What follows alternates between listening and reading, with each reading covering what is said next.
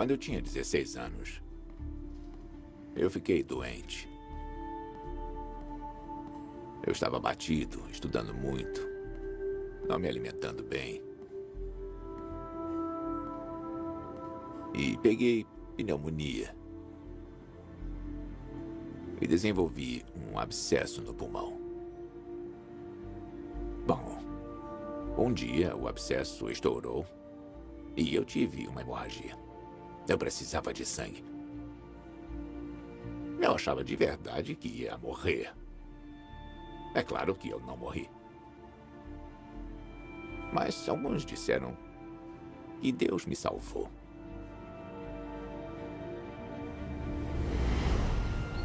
Os fiéis acreditam que Deus se comunica conosco através de milagres. E os milagres são provas do divino.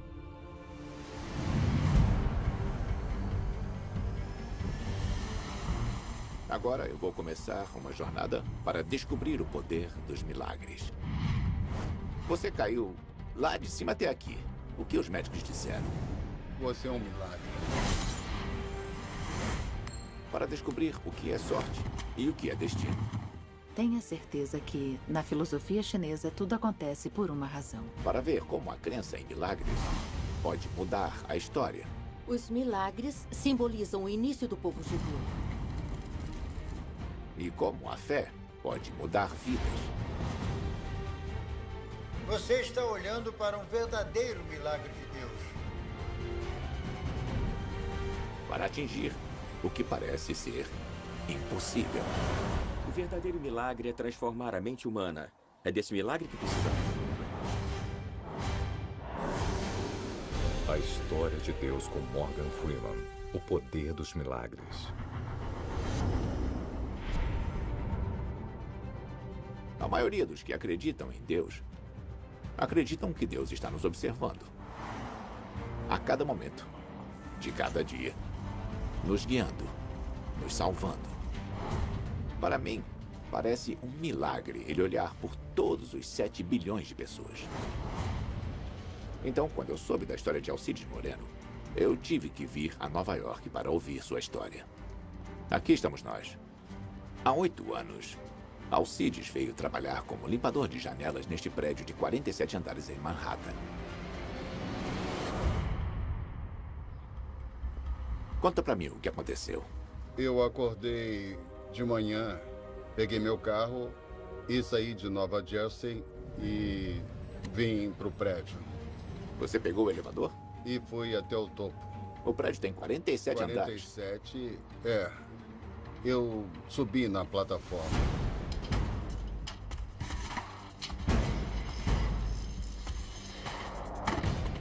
Alcides tinha começado a baixar a plataforma quando um dos 2 cabos que a segurava se soltou.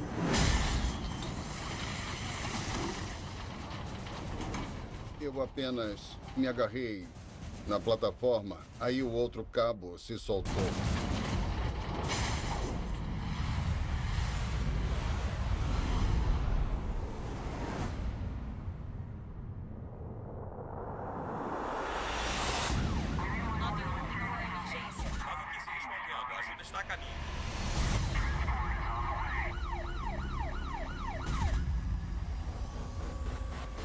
Os paramédicos me acharam bem no meio.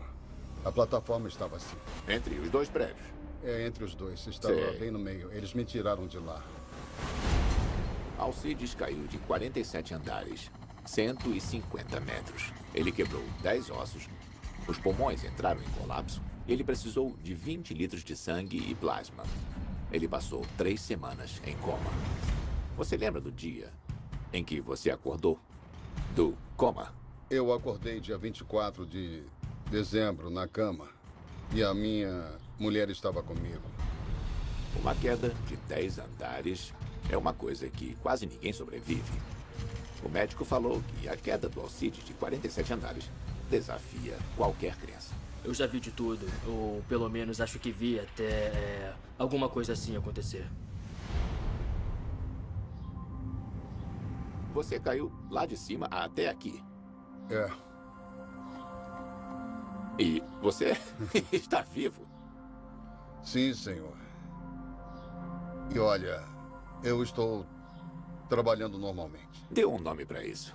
É que o médico falou, você é um milagre. Ele disse, você é um milagre. O que você acha? Ah, eu não sei. Eu ainda não sei. Alcides teve problemas em acreditar que era um milagre, porque ele não estava sozinho quando caiu. Seu irmão caçula estava na plataforma com ele. Ele morreu no momento em que chegou ao chão. Qual o nome do seu irmão? Edgar, Edgar. aqui estamos nós.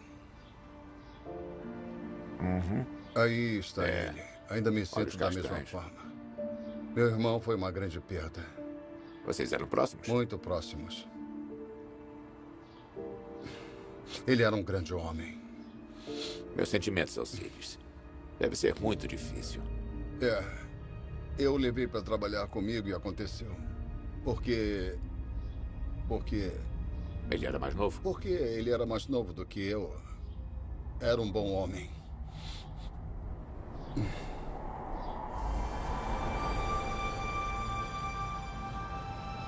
Você acha que Deus salvou você? Eu acho que sim, acredito nisso. Sim. Então, isso faz de você um milagre. Mas, ao mesmo tempo, seu irmão se foi. Aquele que... Você pensa a respeito disso? Você tenta compreender isso? Tenta entender por que ele E não eu. e não você? Eu me pergunto por quê. Por que o que aconteceu? Por quê? Se fosse comigo, eu me Deus me perguntaria deu uma segunda todo dia. chance. Para eu continuar. Para eu seguir em frente com a minha vida. Eu ainda estou querendo descobrir o que exatamente eu deveria fazer.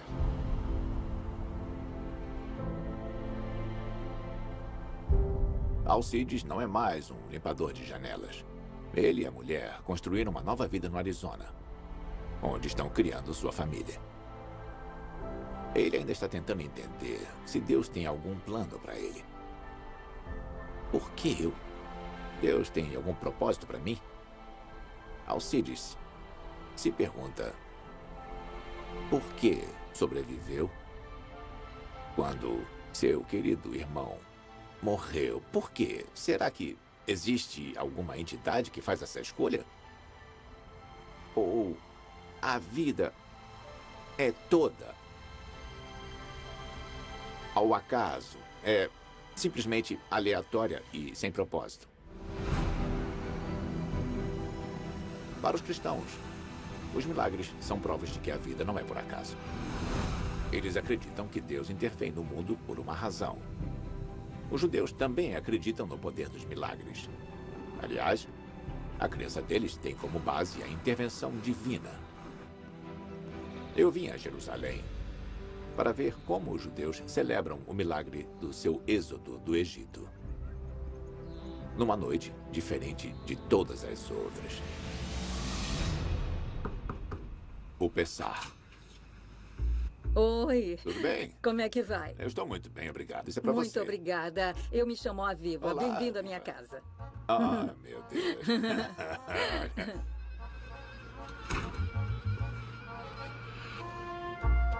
Rabina Rabina Maia. Prazer em Maia. conhecê-lo. É um grande prazer. Maia Libut é a primeira mulher nascida em Israel a se tornar rabina. Bom, eu já Tem. conheci alguns rabinos, mas nunca uma rabina. Espero que goste do Seder. E vamos fazer o possível para isso. Se tiver comida, eu vou gostar. Comida, Tem, claro. tem Comida, é? sim. Ah, Isso é o Chavozit. E você pode provar. Isso faz com que você se sinta como se estivesse bêbado. Tá bom pra você? para falar a verdade, eu acho que já está bom. Eu também acho que está bom. Tá bom. Tá legal, gente. Vamos servir logo esse prato de Seder. Vamos lá. Todos podem se sentar. Uma das tradições mais importantes do judaísmo e foi ordenado pelos nossos ancestrais é: vós não falareis ao celular durante o Seder. Então eu vou passar essa cestinha de celulares aqui. Os monges que vieram do Egito são chamados em hebreu de Nisang. Nisang vem da palavra Nising, que quer dizer milagres. São os monges dos milagres, que simbolizam o início do povo judeu e do povo enquanto entidade. Bom, o que nós fazemos durante o Seder é que nós lemos o Haggadah e o Morgan, como nosso convidado, ele vai ler o trecho do Pão da Aflição. Este é o pão da aflição que os nossos ancestrais comeram no Egito. Deixe todos os famintos entrarem e comerem, e todos aqueles que quiserem vir e celebrar a Pessah. Nesse ano somos escravos, ano que vem seremos homens livres.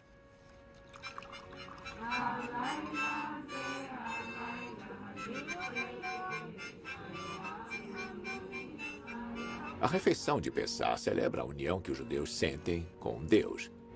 E é uma ocasião para as crianças entenderem as fundações da sua fé. O Seder reconta como os judeus escaparam da escravidão, graças a Deus ter atacado o Egito com uma série de 10 pragas. Bom, Rabina. Sim. Por que Pessah? A que a palavra se refere? Quando Deus jogou sobre o Egito a 10ª praga para matar os primogênitos, ele disse aos israelitas para passarem sangue nas portas de suas casas. E o anjo da morte passou direto pela casa dos hebreus e só levou o primogênito dos egípcios. Muitos judeus acreditam que Deus ter poupado os filhos deles foi uma prova de que eles eram o povo escolhido. Mas esse não foi o único sinal divino. O milagre do êxodo do Egito foi seguido pelo milagre da divisão do mar. Deus fez 2 milagres. Um foi separar o mar diante dos hebreus e depois fechá-lo diante dos egípcios. Então Deus quer que nos lembremos que os egípcios são tão seus filhos quanto nós. E colocando gotas de vinho nos nossos pratos, estamos botando gotas de lamentação por Deus ter perdido tantos de seus filhos enquanto salvava outros. O reconhecimento de que os milagres do Êxodo não beneficiaram a todos me fez lembrar de Alcides Moreno. A vontade divina não é fácil de se entender. Qual é a sua opinião sobre toda essa ideia de uma série de milagres? Não acho que alguém vá abrir o mar para nós hoje. Eu queria que hoje alguém nos trouxesse paz. A Bíblia não é um livro de história. A Bíblia é um livro de ideias. A questão é o que ela tem a nos ensinar, o que podemos aplicar às nossas vidas. É uma forma de agradecimento, sabe? É uma forma de ensinar às crianças que mesmo as pequenas coisas não vêm de graça, que você precisa agradecer. É bom ter pai e mãe. É bom ter um teto sobre a cabeça. Mas provavelmente o maior milagre de todos eles é que os judeus ainda estão aqui. Quero que eles saiam daqui com a ideia de que milagres podem acontecer. A história é essa. Os israelitas viram a paz e os milagres como provas de que Deus se importava com eles. Nem todos os judeus modernos acreditam nos milagres do Êxodo. Mas essas histórias ainda os definem enquanto povo. E esse poço profundo de tradição e força moral lhes deu suporte e é referência para eles por milhares de anos, para passar por tempos difíceis. Por todo o mundo, a crença em milagres dá força ao povo. Na cidade do México, a Basílica de Nossa Senhora de Guadalupe marca o ponto em que dizem que a Virgem Maria apareceu a um plebeu há 500 anos. Em Hong Kong, peregrinos budistas se agrupam diante da estátua de Guan Yin, qual eles esperam que lhes conceda curas milagrosas, esposas ou boas notas. E em Roma, milagres podem transformar pessoas comuns em santos. Eu vim ao Vaticano para entender como a Igreja Católica verifica os milagres. Eu acho que a primeira vez que eu fui ao Vaticano foi em 1983. Eu vou encontrar o Sr. Marcelo Sánchez Sorondo, o chefe da Pontifícia Academia de Ciências. Então, vamos falar um pouco sobre milagres. Milagres realmente existem? Por exemplo, Jesus andando sobre as águas. Na vida de Cristo, se você não aceita os milagres, é impossível entendê-la. Cada página do Evangelho é um milagre de Cristo. Para considerar uma pessoa santa, a igreja precisa de um milagre. Para poderem ter santos, vocês precisam de milagres. A não ser que seja um mártir, o único caminho para a santidade é ser dado como responsável por 2 milagres depois de morrer. O Papa João Paulo II se tornou santo em 2014, depois que 2 mulheres que rezaram para ele depois de sua morte se declararam milagrosamente curadas. Uma da doença de Parkinson e a outra de um aneurisma cerebral. O Vaticano passa anos investigando essas declarações, às vezes décadas. A igreja tem um advogado do diabo que vai aonde quer que alguém alegue ter visto ou recebido um milagre. A igreja manda o advogado para investigar. Sim, eles têm que investigar e ter cientistas com eles, médicos especiais, para provar que se trata de uma intervenção especial de Deus. Então, quer dizer que se eu disser que eu recebi um milagre, a igreja então diria, tudo bem, nós temos que checar? Exato. nós temos que checar. A mão de Deus realmente intervém? Não apenas em questões de vida ou morte, mas também nos altos e baixos de nossas vidas. Ou tudo o que acontece é fruto do acaso.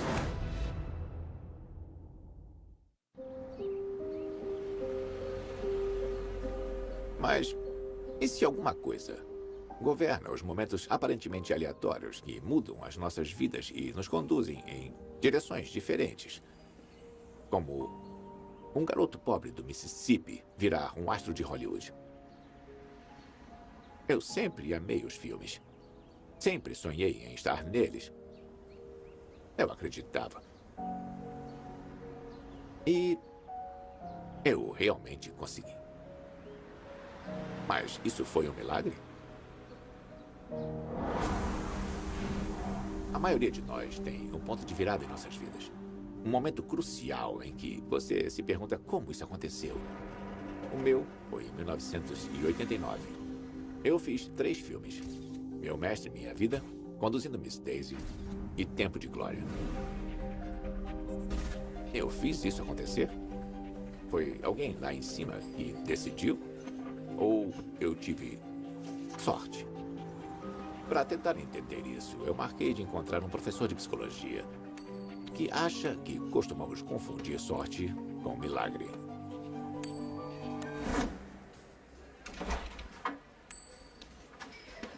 Danny Oppenheimer. Bom te ver. Como vai você? Vou bem, e você? Tudo bem. Ótimo. O que está fazendo? Estou jogando moedas. Por quê? Quero que caia na borda. Na borda? É, se você jogar a moeda várias vezes, ela cai na borda. Sério? Aí tem muitas coroas. Bom, se eu jogar a moeda 2 vezes e der cara 2 vezes é um milagre? Não. Mas se você jogar 50 vezes e tirar 60 vezes, aí é um milagre. É, pois é. Se eu tirar mais do que eu joguei, com certeza. Mas quão raro um evento tem que ser para chamarmos de um milagre? 1 em 1 milhão? 1 bilhão? Vou escolher 1 bilhão. Beleza, 1 em 1 bilhão. Vamos tentar uma coisa. Beleza. Valete de ouros, 6 de espadas, rei de espadas, 2 de copas, 7 de ouros e as de espadas. É um milagre eu ter tirado essa sequência? Não. Acho que é apenas uma seleção possível de cartas do baralho. É, mas essa sequência particular começa com o valete, depois o 6 de espadas, depois o rei de espadas. Ela só acontece uma vez em cerca de 14 bilhões de vezes que você tira 6 cartas. Então isso é um milagre, de acordo com seu padrão. Então, está me dizendo que isso é um milagre? Bem, não. Como você disse antes, é apenas um conjunto de cartas possível. E se fossem os primeiros 6 dígitos da sua identidade? E se fossem os últimos 6 dígitos da sua identidade? Os primeiros 6 dígitos do seu telefone? Às vezes a questão não se trata de um milagre, às vezes é apenas a probabilidade te pregando uma peça. Tá bom, então como incluímos o divino, por que existem pessoas que realmente pensam que há alguma intervenção divina em alguns tipos de eventos? Absolutamente. Nada que eu disser aqui descarta a possibilidade do divino. O fato da probabilidade prever certas coisas não quer dizer que não pode haver intervenção divina. Mas coisas milagrosas são tão improváveis que você pensa que elas não podem acontecer por acaso. Elas acontecem e têm que acontecer. Seria estranho se não acontecessem, porque com 6 bilhões de pessoas no mundo, existem tantas oportunidades para coisas fora do comum acontecerem que devemos esperar que aconteçam.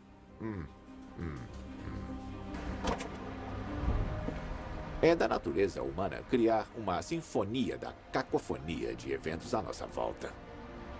Não quer dizer que a providência divina não exista. Aliás, como eu aprendi quando fui a Roma, no passado, o acaso e Deus coexistiam. Os romanos antigos tinham uma visão diferente dos milagres. Antes deles se tornarem cristãos, os romanos tinham muitos deuses.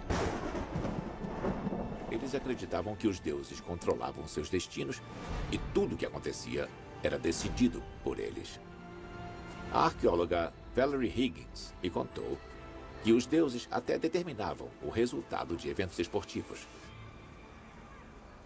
Agora estamos aqui no Circus Máximos. Esse era o maior circo de Roma, aliás, do Império Romano. E era aqui que eles praticavam as corridas de bigas. Nós estamos mesmo no meio da pista. É, os portões de partida eram ali. E eles corriam por aqui até o outro extremo, onde eles davam meia volta e voltavam para o outro ponto de partida. E faziam isso 7 vezes.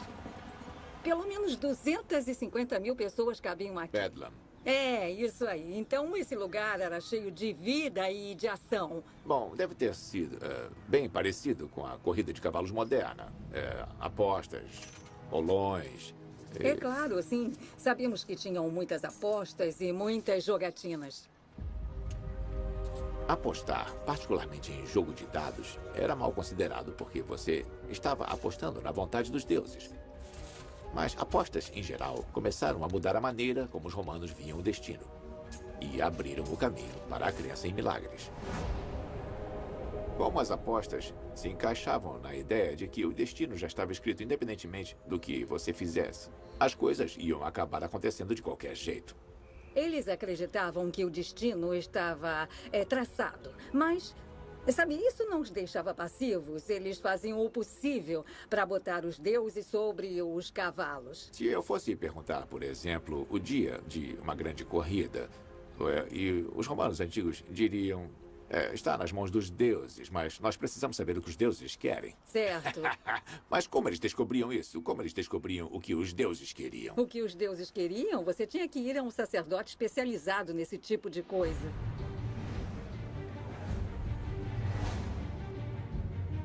Logo na esquina da pista de corridas, escondida num beco e dentro de um porão, Valerie me leva para ver as ruínas de um templo que data do 3º século.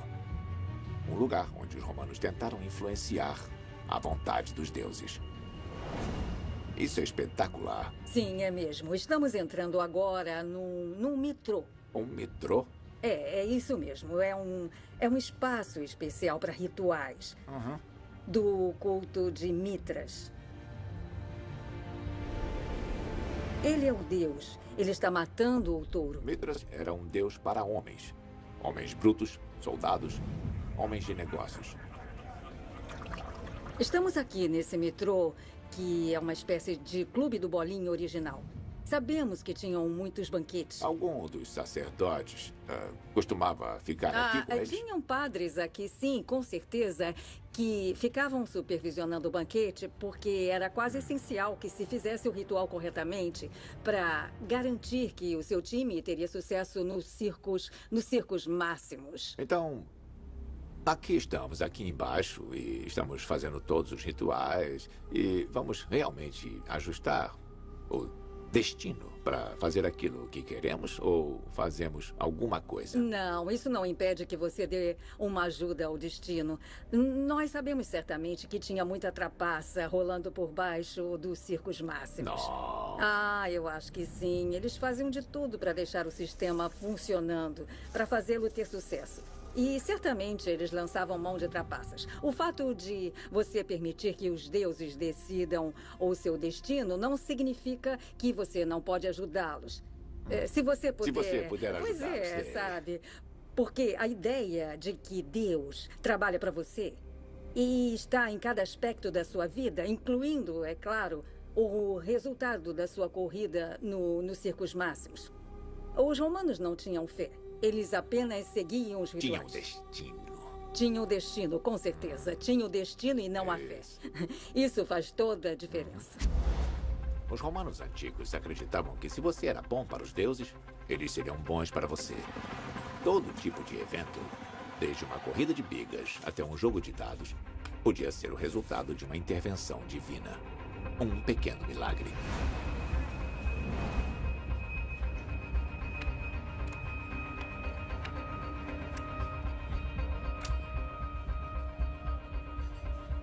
Eu só quero entender como alguns milênios de catolicismo podem ter mudado o pensamento dos romanos.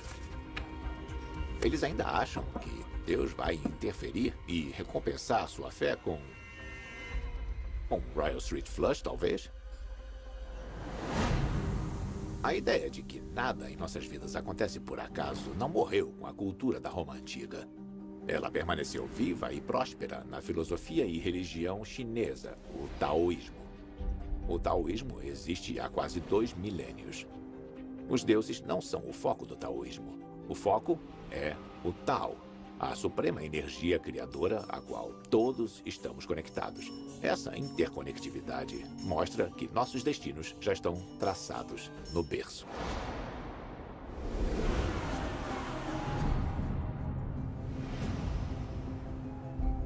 E aí, os taoístas acreditam que milagres são possíveis? Para descobrir, eu estou indo para o coração da comunidade chinesa em Los Angeles para conhecer uma calculadora de destino taoísta de 4ª geração chamada Jenny Lu.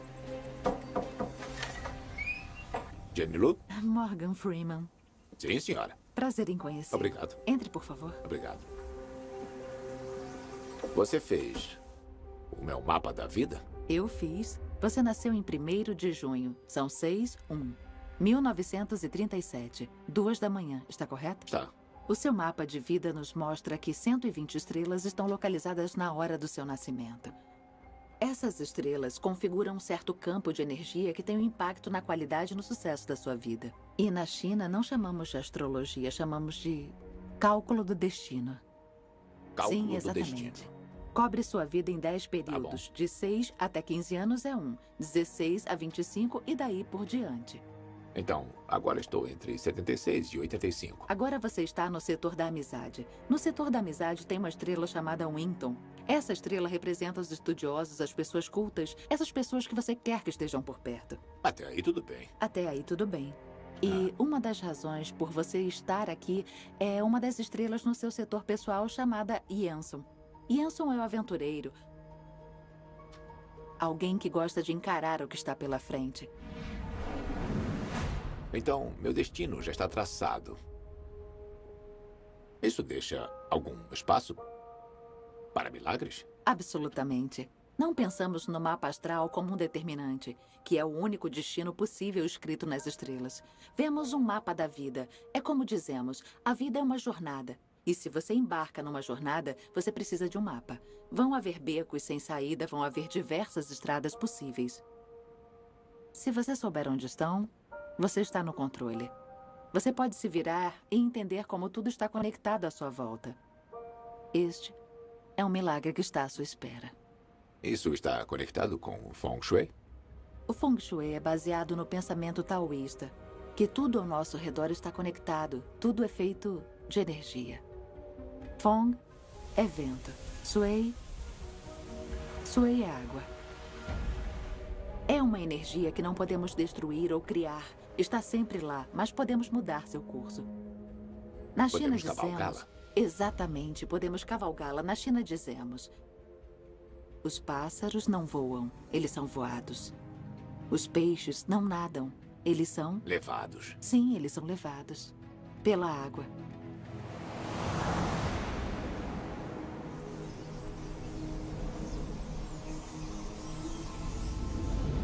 Sempre pensamos, particularmente no cristianismo, que um milagre é o resultado da intervenção divina. No pensamento chinês, tudo está conectado. Tudo tem uma razão de ter acontecido. Obrigado. Obrigada. Feng Shui, vento, água. Pássaros não voam, são levados pelo vento. Peixes não nadam, eles são levados. Tudo o que acontece conosco é o resultado de todas as coisas às quais estamos conectados. O que chamamos de intervenção divina são apenas conexões que desconhecemos. O que me faz pensar, e se parássemos de tentar assumir o controle de nossas vidas e aprendêssemos a nos deixar levar pela onda? Nossas vidas são cheias de viradas inesperadas e desvios. Alguns acreditam que não é nada além do acaso. Outros dizem que nós somos movidos pela vontade de Deus ou pela energia do universo. Ambas as crenças podem fazer a diferença entre a vida e a morte, porque a mente humana pode ter um poder oculto para criar um milagre.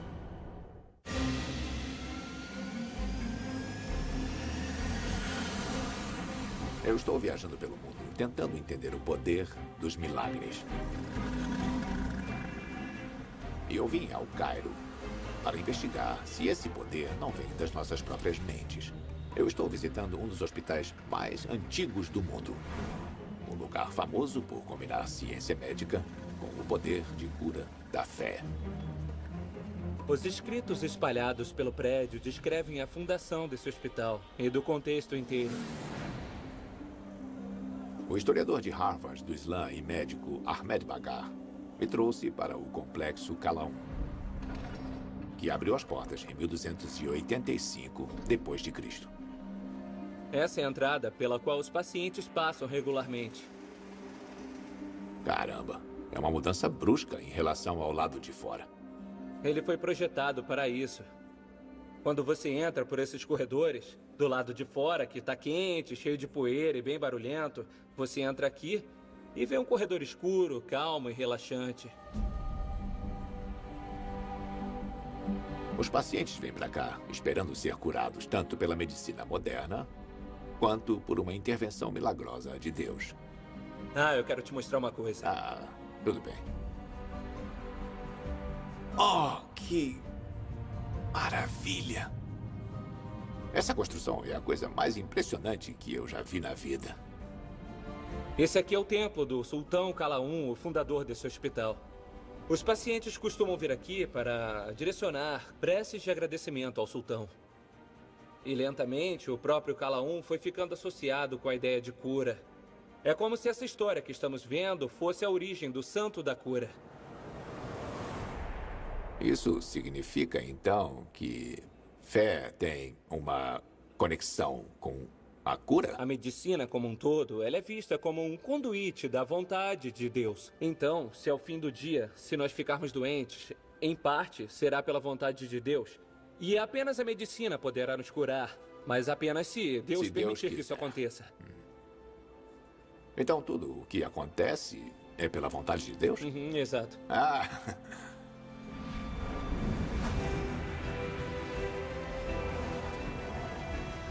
Há muitos séculos, Os muçulmanos acreditavam que a fé e a medicina caminhavam lado a lado. Mas a fé na intervenção divina pode ajudar a medicina a nos curar hoje?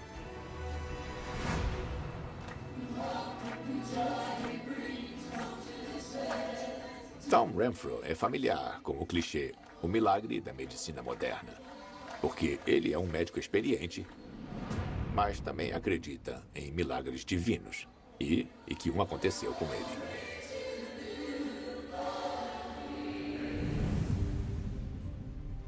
Isso foi 18 anos atrás. E eu estive lá para agradecer por Deus ter me curado. E o que eu acho é que naquela época aconteceu um verdadeiro milagre. Um milagre de Deus. As histórias de milagres de Harper trouxeram a professora da Universidade da Indiana, Candy Gunter Brown, para a Virgínia do Norte, para conhecer Tom. Ela está estudando se a fé e as preces podem realmente melhorar prognósticos médicos.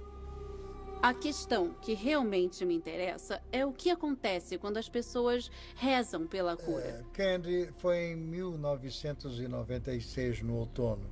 Eu achei um nódulo atrás do meu pescoço. Depois, no mesmo outono, eu achei mais nódulos debaixo dos braços. Então, procurei ajuda médica. E a biópsia debaixo do meu braço mostrou que eu tinha um tipo raro de linfoma chamado linfoma das células do manto. O prognóstico era desanimador. Eles me deram poucos meses de vida e basicamente me disseram para aproveitar o tempo que me restava. E a meta era tentar me manter vivo até o Natal. Eu era um médico. Eu sabia das evidências que estavam lá. Era uma falência múltipla de órgãos. Eu tinha uma doença que não havia qualquer cura na medicina que pudesse eliminá-la. Ao invés do desespero, o senhor quer que nos lembremos. Eu te acompanhei por todo o caminho. Não vou te abandonar agora. Você fez algum tratamento médico? Não existia tratamento médico. Não naquela época. Os tumores continuaram a progredir. E quanto mais eles cresciam, mais pessoas chegavam. As orações ficavam mais intensas. O meu pastor, então, organizou um final de semana de orações em que pessoas vinham rezar.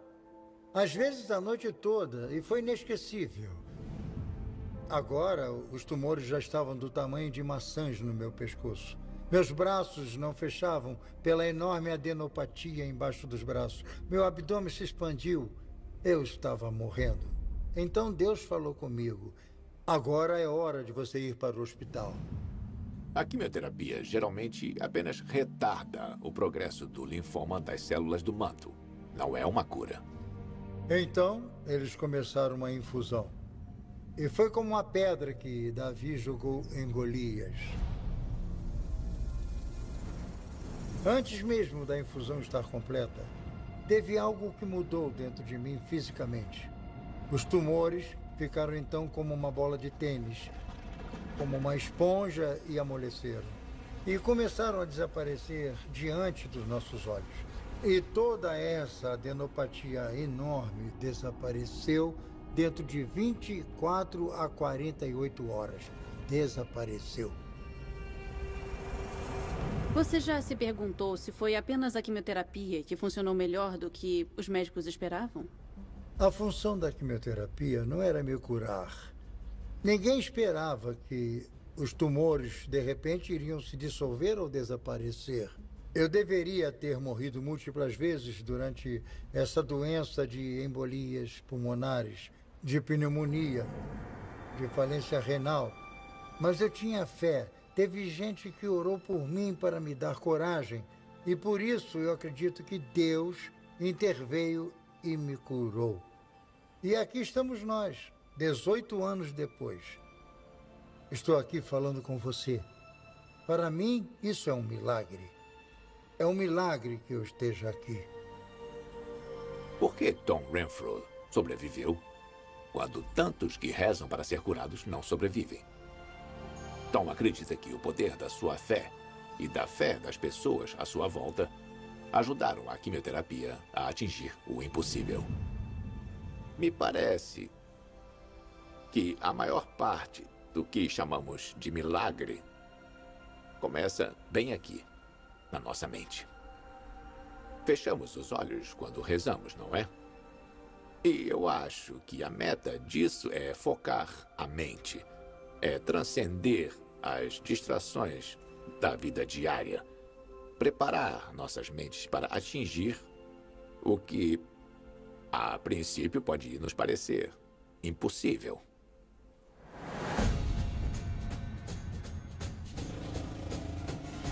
Eu vim para a Índia para investigar uma religião que acredita que todos temos o poder mental de realizar milagres.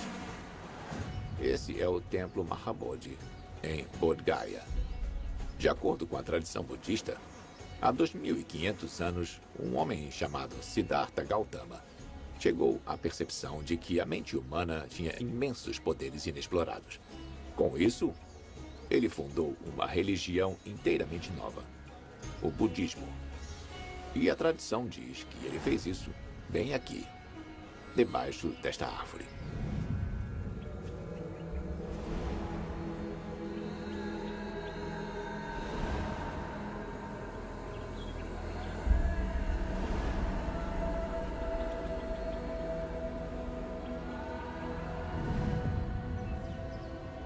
Eu quero entender o que os budistas acreditam que aconteceu com Siddhartha enquanto estava debaixo da árvore.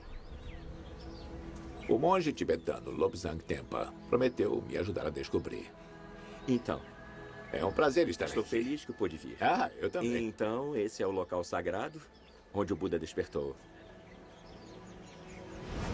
Lobsang me diz que ele vai me fazer entender o milagre da iluminação de Buda.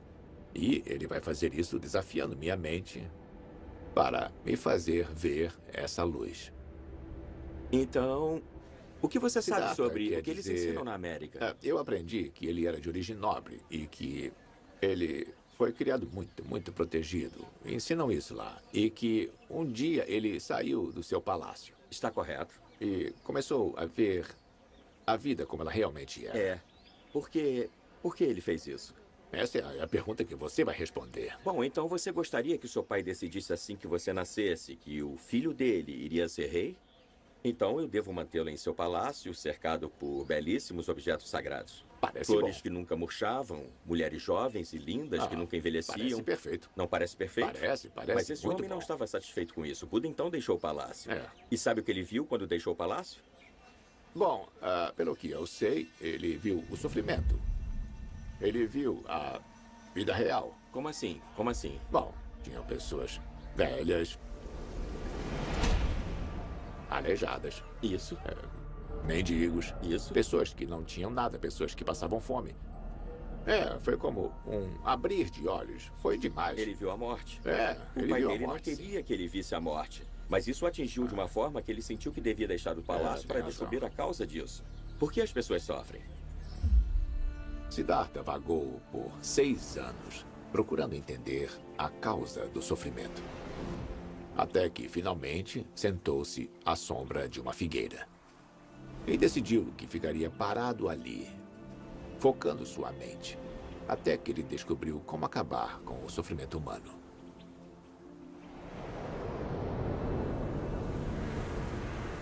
Depois de sentar-se imóvel por uma noite inteira, Siddhartha alcançou a transformação mental.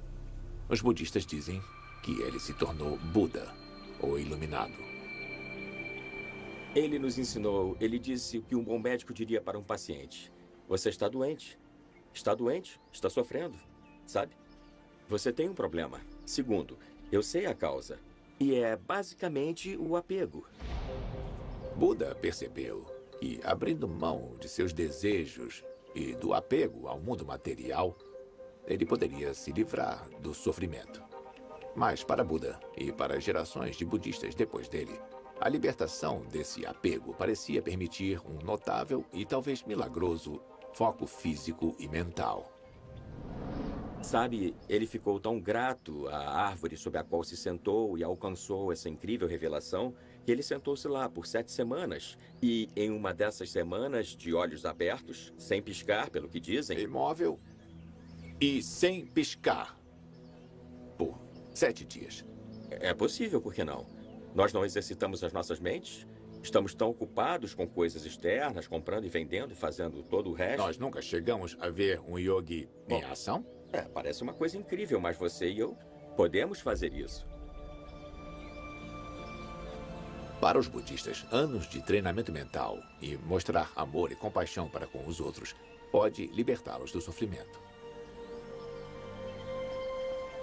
Caminhando por esse templo, sentimos como se um milagre pudesse acontecer.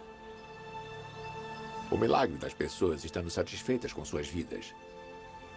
As pessoas sabendo conviver. Você gostaria de ver como um lama tibetano ensina alunos ocidentais? Claro. Como vai você? Eu estou bem. Como vai o senhor? Eu estou bem. Eu vi seu filme. Ah, você viu qual deles?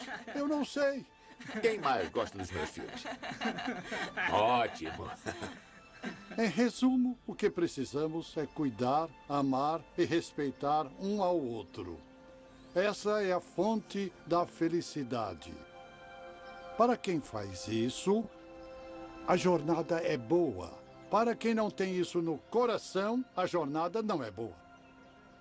Obrigado. Muito bem. A partir de hoje, você é meu amigo.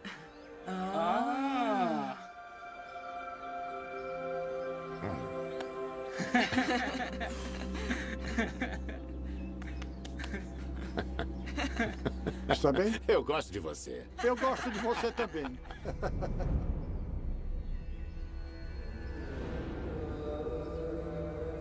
Quer dizer que muitas religiões são basicamente baseadas em milagres.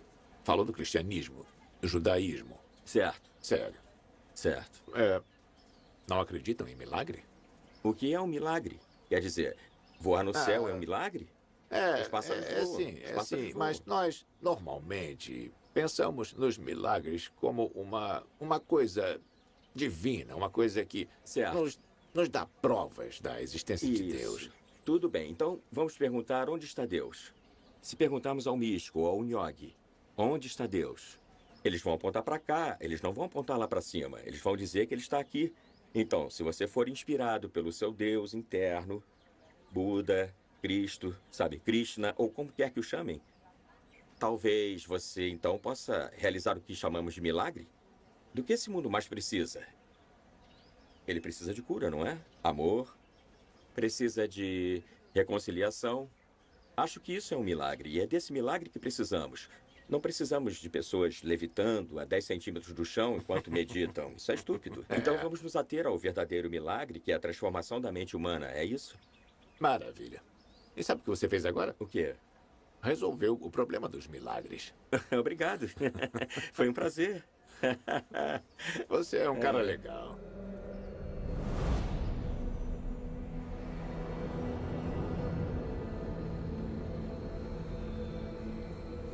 É irônico que um homem que quer nos mostrar o poder que todos temos dentro de nós é visto como uma espécie de ser divino. A meta do budismo, pelo que eu posso ver, é nos ensinar que somos todos capazes de muito mais do que acreditamos que podemos, se apenas nos concentrarmos e focarmos nossas mentes. Sempre tive dificuldade em ver sentido nas histórias de milagres. Como o oceano poderia ser partido. Como era possível caminhar sobre as águas. Mas eu acho que eu não tinha entendido. Acreditar em milagres é acreditar que existe mais na vida do que os olhos podem ver. Aceitar que existe alguma coisa que nos conecta, que nos une. Tantas pessoas passam por esse mundo. E quando nossos caminhos se cruzam, coisas milagrosas podem e vão acontecer. As pessoas ganham as folgas que queriam. Pessoas inspiram umas às outras. Pessoas se apaixonam. E se esses eventos são orquestrados pelas mãos de Deus, pelo poder da mente, ou por uma chance de 1 em 1 milhão, eu acho que devemos acreditar em milagres. Porque milagres, como quer que os defina, nos ajudam, nos dão esperança. Eles nos levam a criar realidade através da possibilidade.